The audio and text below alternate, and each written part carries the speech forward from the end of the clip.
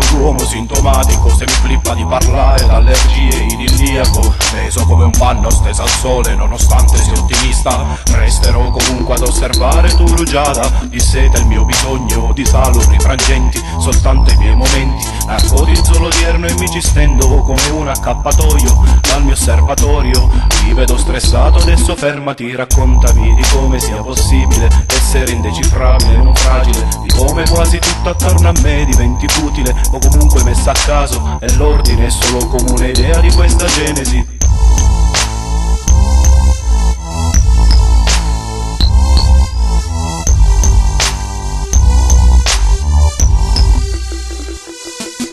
Io riconosco i trattini, follia li vedo in te, con carontene chiacchiero e blatero benché, mentre mi rimprovero comunque li giustifico, io sono un geroglifico dall'umore stitico. Io riconosco i trattini, follia li vedo in me, con carontene chiacchiero e blatero benché, mentre mi rimprovero comunque li giustifico, io sono un geroglifico dall'umore stitico. Di santa ragione dal lato scomponibile, rivedo l'azione convinto e più attendibile, soliti spirali copiano segnali meccanicamente esattamente naturali. L'impegnata crescita e crescita necessita, la regola recita, di regola si regola, vari itinerari tutti in riga uguali. Come la vedo immagini cubitali, senza contare chi li racconta, dire mi sento, conta quanto ammonta, preliminari 10 o più denari e una moltitudine di cambi di scenari. Prima del primo, il primo qui si affanna, incompatibile con garbo lo si scanna, con voce acuta e timida venuta, in un geroglifico convinto si tramuta.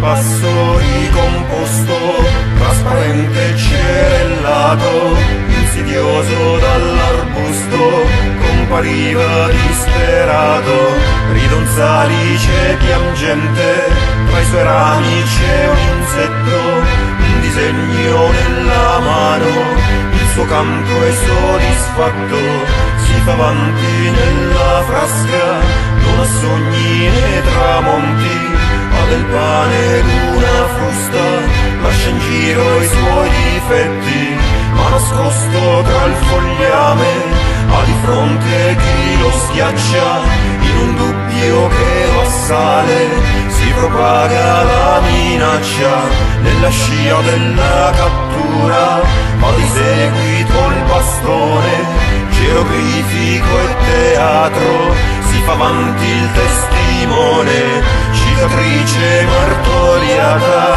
che descrivono